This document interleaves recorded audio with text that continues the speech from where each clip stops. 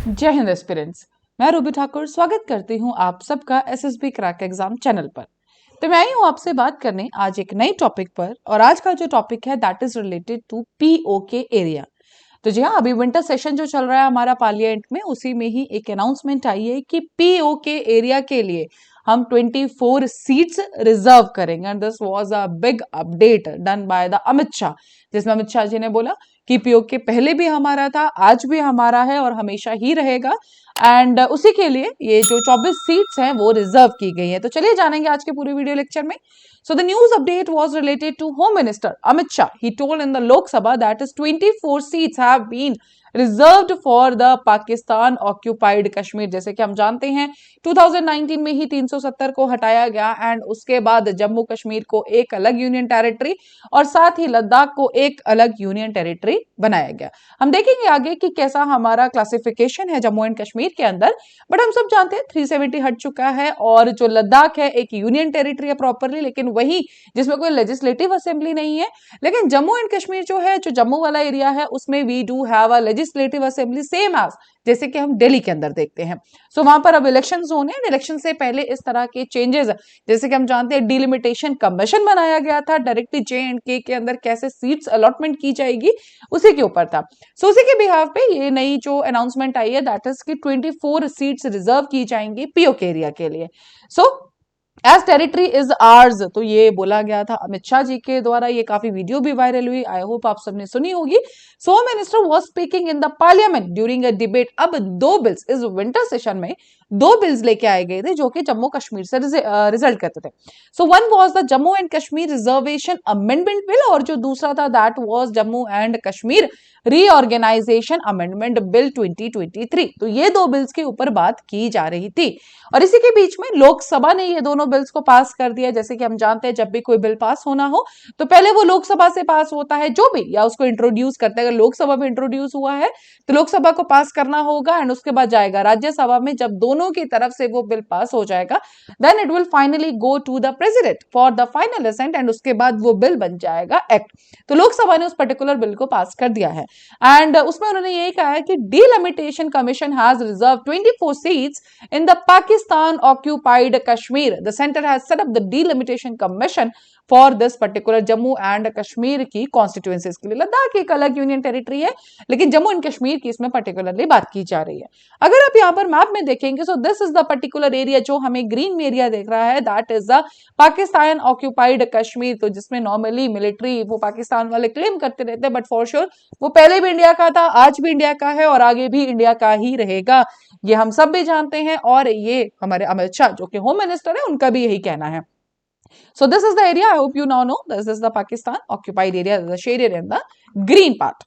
Okay, so now next is, अब जो ये बिल्स थे, जो पहला बिल था that is the Jammu and Kashmir reorganisation amendment bill 2023, ये अमेंड करता जो कि 2019 में जो एक्ट आया था, एब्रोगेट हुआ था जब 370, उसी टाइम पे जब बात आई थी जम्मू एंड कश्मीर रीऑर्गेनाइजेशन, उसको अमेंड करेगा। और दूसरा जो बिल है that is the Jammu and Kashmir reservation amendment bill जो कि सीट्स रिजर्वेशन के रिलेटेड है। सो जो पहले अमेंडमेंट आई है तो of course this will be amending 2004 act. So this was related to this, जो रीऑर्गेनाइजेशन बिल है वो अमेंड करेगा 2019 के एक्ट को और जो 2023 रिजर्वेशन बिल है वो अमेंड करेगा 2004 के एक्ट को। सो बात करते हैं कि चेंजेस जो प्रपोज किए गए हैं वो क्या देखने को मिले हैं। सो पहले जो जम्मू में हमें सीट्स देखने को मिली थी दैट वाज 37 सीट्स अलॉटेड थी। जैसे लोकसभा में हम सब जानते हैं there are the specific number of seats, उसमें से जम्मू के पास थी 37 सीट्स, अब वो बढ़ाकर कर दी गई हैं 43 सीट्स। साथ ही कश्मीर को दी गई है 46 सीट्स, पहले थी अब बढ़ा के कर दी गई है 47 सीट्स। तो नीचे आप देखेंगे सो द 40 पहले अब 43 seats are with the Jammu, Kashmir के पास है 47 सीट्स एंड साथ ही में जो बात की गई है 5 होंगे हमारे nominated members. So this will be the count now. These are the count. देखिए 5, अब पहले क्या होगा, he further noted that there will be now 5 nominated members in the J&K Assembly with the passage of the Jammu and Kashmir Reorganization Amendment Bill. और ये जो nominated members होते हैं इनको अपॉइंट किया जाता है लेफ्टिनेंट गवर्नर द्वारा। पहले क्या था कि 2 विमेन होती थी जो कि नॉमिनेट की जाती थी by governor in the state assembly and now अब जो नया चेंज किया गया है इस पर्टिकुलर बिल के अंदर that is to Kashmiri migrants होंगे। सो हम जानेंगे आगे कश्मीरी माइग्रेंट्स का टॉपिक कैसे आया। दो जो है कश्मीरी माइग्रेंट्स के लिए भी रिजर्व की गई है कि दो जो पर्टिकुलर मेंबर्स होंगे जो नॉमिनेट किए जाएंगे वो होंगे कश्मीरी माइग्रेंट्स। एंड उसमें से भी जो एक है वो कंपल्सरी विमेन होनी चाहिए, दोनों भी विमेन हो सकती हैं लेकिन एक कंपल्सरी विमेन होनी चाहिए। तो जहां पे कश्मीरी पंडित्स को इन्होंने रिकॉग्नाइजेशन दिया, साथ में वुमेन एम्पावरमेंट का भी इन्होंने बहुत ज्यादा ध्यान रखा। अब इसी बात जब वो पूरी स्पीच चल रही थी लोकसभा में, उस पर्टिकुलर दौरान उन्होंने एकदम टारगेट किया पंडित जवाहरलाल नेहरू जी को। उनका कहना यह था कि आज जो हम देख रहे हैं कश्मीरी पंडित्स के साथ जो भी हिंसा हुई, जो भी वायलेंस उनको सहन करना पड़ा, वो कहीं ना कहीं सारा का सारा डायरेक्टली उन्होंने टारगेट किया है प्राइम मिनिस्टर, उस टाइम के prime minister that is Jawaharlal Nehru ji. उनका कहना था कि जम्मू एंड कश्मीर में 1980s में जो एक टेररिज्म विटनेस किया है वो आज भी हम नहीं भूलते हैं।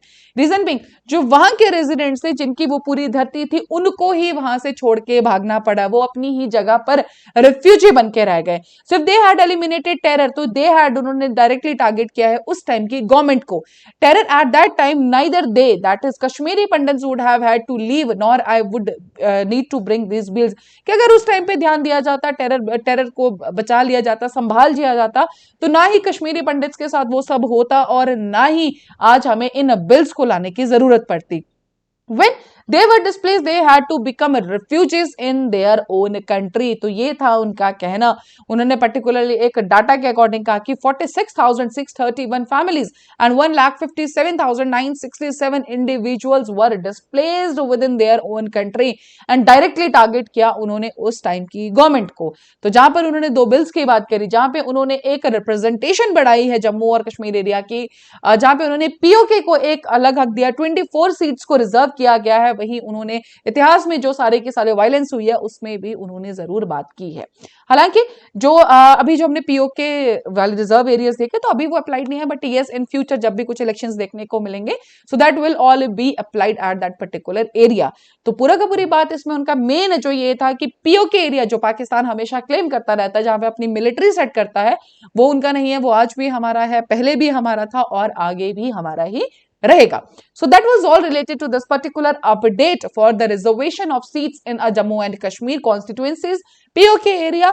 So that's all for this particular update. देखिए स्क्रीन पे अभी आपके पास है SSB इंटरव्यू के ऑनलाइन कोर्सेज। तो SSB क्रैक एग्जाम तैयारी कराता है आपकी SSB इंटरव्यू की बिल्कुल ऑनलाइन। आप इन कोर्सेज में ज्वाइन कर सकते हैं, हर महीने हमारे बैचेस बैठते हैं।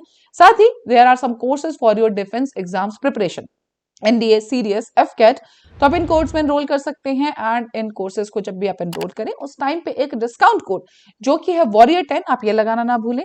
जैसे आप इस कोड को अप्लाई करेंगे आपको मिलेगा 10% का of. So that's all for the day. Thank you so much for watching this video lecture. जय हिंद, जय भारत। अगर आप एक डिफेंस एस्पिरेंट हैं और SSB interview, NDA, CDS, FCAT जैसे एग्जाम्स के लिए प्रिपेयर कर रहे हैं तो आप SSB क्रैक एग्जाम्स के कोर्स को चेक करना ना भूलें। आप हमारी लर्निंग एप्लीकेशन को गूगल प्ले स्टोर से भी डाउनलोड कर सकते हैं।